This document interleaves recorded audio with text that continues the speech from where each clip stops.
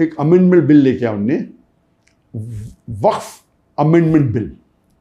वक्फ तो आप जानते हैं कि एंडोमेंट है, और इंडिया में एक बॉडी जिसके पास सबसे ज़्यादा लैंड है, number 1 is the defence of India, number 2 is Indian railways, number 3 is the Muslim Waqf board. तो मुस्लिम वक्फ की जो जायदाद है, जो प्रॉपर्टी है, वो 9.4 लाख एकड़ है। 9.5 लाख तकरीबन 9.5 लाख एकड़ है, बताइए। અને 41 बिलियन स्क्वायर फीट અને 3,800 स्क्वायर किलोमीटर, कंट्री से ज्यादा है। हमने छोटे छोटे कंट्री जो बाहर में, उससे बड़ी है। जी जी जी जी। तो ये अभी बिल में अमेंडमेंट लेना चाहते हैं। क्या वो बिल के बोर्ड के ऊपर नॉन मुस्लिम को रखेंगे, हम गवर्नमेंट को और पावर देंगे? तो इंडियन कॉन्स्टिट्यूशन में, इंडियन कॉन्स्टिट्यूशन जब पार्टीशन हुआ तो उसको इंडिया को तो डेमोक्रेटिक कंट्री बनाए, लेकिन हमारे जो मुसलमान थे उनने जो मुस्लिम पर्सनल लॉ बोर्ड कायम किया, ये एक फिनोमिनल है। तो इसलिए कोई भी गैर मुस्लिम कंट्री दुनिया की है, India is one of the best और दी बेस्ट गुड से, क्योंकि मुस्लिम पर्सनल लॉ बोर्ड है। वक्फ की प्रॉपर्टी जो है, जो मुसलमान ने ड्राफ्ट किए कॉन्स्टिट्यूशन में, ये वक्फ के जो पॉइंट्स है is better than many of the Muslim countries. Muslim country के जो वक्फ के पॉइंट्स है, वो इंडियन वक्फ बोर्ड और पावरफुल है।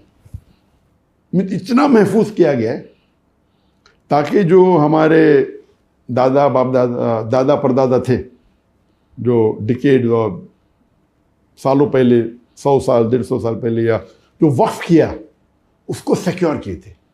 अब ये मोदी गवर्नमेंट उसको हड़प करना चाहता है। 3rd लार्जेस्ट प्राइवेट है ये वक्फ जो है, इट्स नॉट पब्लिक। और बाकी तो गवर्नमेंट की है ना, डिफेंस एंड रेलवे, ये तो प्राइवेट है मुसलमान की, यानी अल्लाह के लिए वक्फ किया गया है।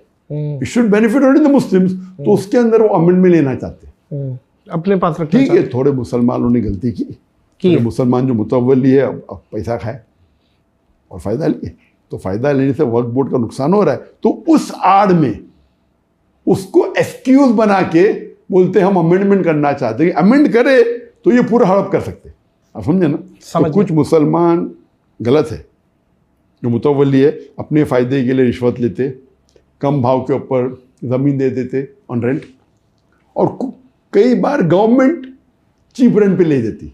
आपको शायद पता नहीं होगा, दुनिया का सबसे एक्सपेंसिव घर किधर है? मुंबई में। कौन किसका है? मुकेश अंबानी का।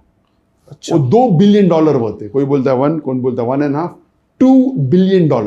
मुकेश अंबानी का। मुकेश अंबानी का। बताइए। दुनिया में सबसे एक्सपेंसिव हाउस, जो 27 माले की बिल्डिंग है एंटेलर, उसके ऊपर 3 हेलीपैड है, दुनिया का सबसे एक्सपेंसिव हाउस। उसकी प्रॉपर्टी किसकी है? वक्फ बोर्ड की प्रॉपर्टी। अच्छा, ये मुस्लिम वक्फ थी, लेकिन वक्फ की कोई मुसलमान ने गड़बड़ किया है, रिश्वत है क्या, मुझे पता नहीं डिटेल्स उसके ऊपर कोर्ट केस हुआ था।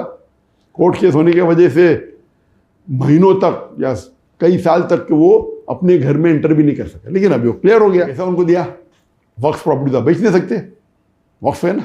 हाँ, वक्फ प्रॉपर्टी आप रेंट कर सकते, ये कर सकते। तो इसीलिए मैं कहता हूँ कि कुछ मुसलमान अपने फ़ायदे के लिए कुछ ना कुछ गलत कर देंगे, तो उसको इम्प्रूव करने के लिए आप लॉ में तब्दीली ला सकते। इतनी तब्दीली मत लाओ कि आप पूरा हड़प कर सके।